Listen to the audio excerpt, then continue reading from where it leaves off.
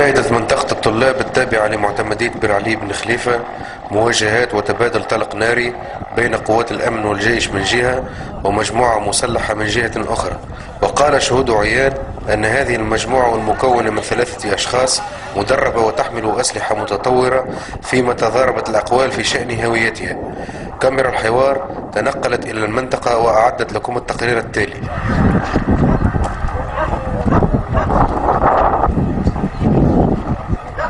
بالك ما تقدمش برشا، لازم نسخم على الميدان راهو.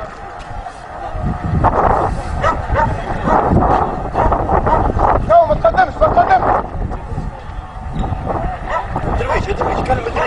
مراد عبد الواحد، كاتب عام نقابة أساسية للحرس الوطني بالمحرس، وعضو بمكتب تنفيذي للاتحاد الوطني لنقابة قوات الأمن التونسي. بالنسبة للوضعية الحالية معناها نصنفوها احنا نقولوا مجموعة إرهابية تمت ملاحقتها من طرف زملاء من الحرس، زملاء من مركز الصخيرة وكذلك من مراكز نتاع المرور المحرس، وحاليا تواصلت إلى حد هذه الساعة.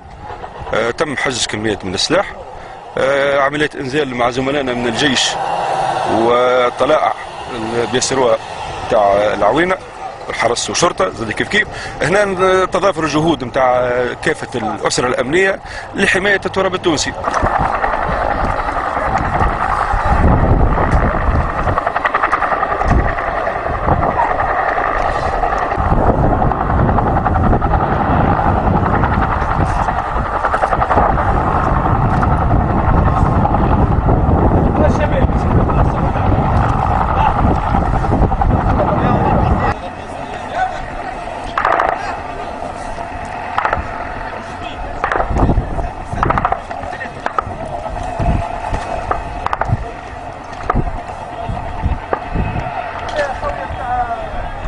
كليو كلاسيك فيها 3 من الناس وهما مركبين معاهم واحد في الكار الوطنية. هذا يكشف الطريق، يكشف لهم في الطريق على الحاكم. هبط السيد هذا في الصخيرة، الكار خرجت مشيت على روحها، بعد اكتشف انه الكونفير نتاع الكار انه ثم واحد ناقص. كي رجع للصخيرة حاول انه باش يطلعوا معاهم، قال لهم لا مانيش طالع، مانيش باش نطلع، لا قال مانيش طالع. هكا مشيت على روحها الكار، جماعة الصخيرة حبوا يبراكيوه، خاطر اللي عنده ديفاريز وكل شيء شكوا فيه، حبوا يبراكيوه. كي حبوا يبراكيوه جبد عليهم السلاح مع الخلطة نتاع الكربة نتاعهم، خلط الكربة نتاعهم، ركب في الكربة ومشى. جات الانونس المركز الحرس نتاع المحرس اللي هما يخرجوا ويجروا في جرتهم. كي وصلوا هما البرالي يعني حبوا خاطر فاقوا بهم الحاكم كل شيء، قصوا قصة، وكي جاوا خارجين قلت لهم الكربة ما نجموش يخرجوا بها من القصة بيس هذه. حاولوا انهم يبراكيو كاميون ليبي.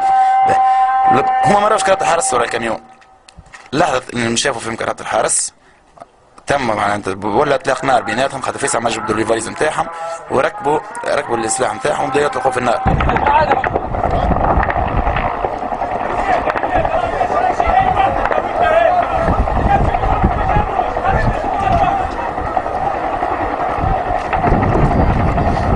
احنا في اتجاهنا لمعتمدية الصخيرة، فهمتني،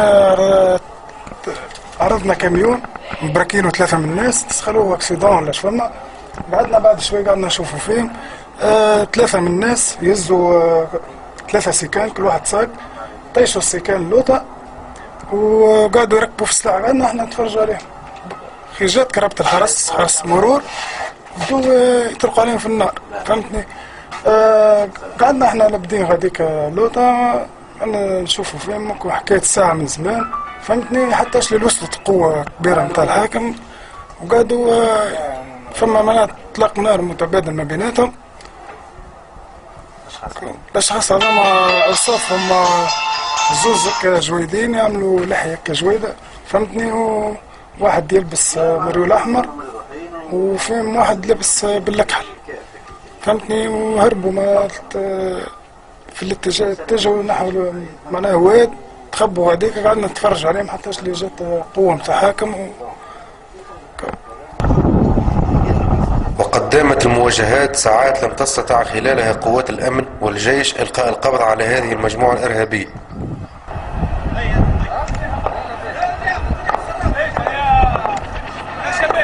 كلها هبطوا، ما خلي كل واحد يطلع، هبط الزيت وما خلي كل واحد يطلع.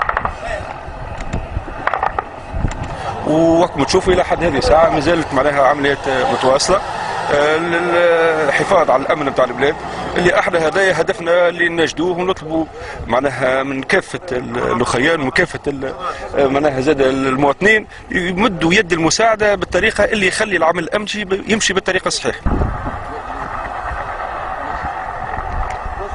الملاحظة اللي نحب نأكد لها أنا حقيقة الأمن ماهوش مجهز بالتجهيزات الكافية من الجيش، ما عنديش فكرة. أما الأمن ماهوش مجهز بالتجهيزات الكافية اللي تسمح له باش يطارد ناس من النوعية هذه.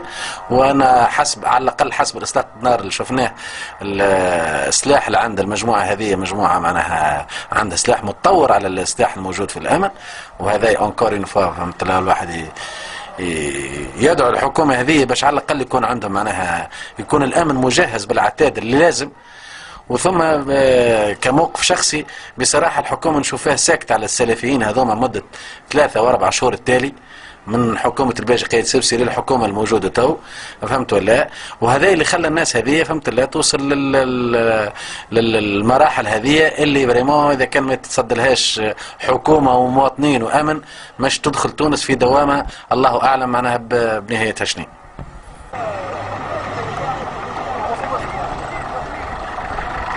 وقد خلفت هذه المواجهات إصابة 3 أعوام من الجيش وعريف أول من وحدة الطلائع التابع للحرس الوطني، وهم الآن يتلقون العلاج بالمستشفى الجامعي لحبيب بورقيبة بصفاقس.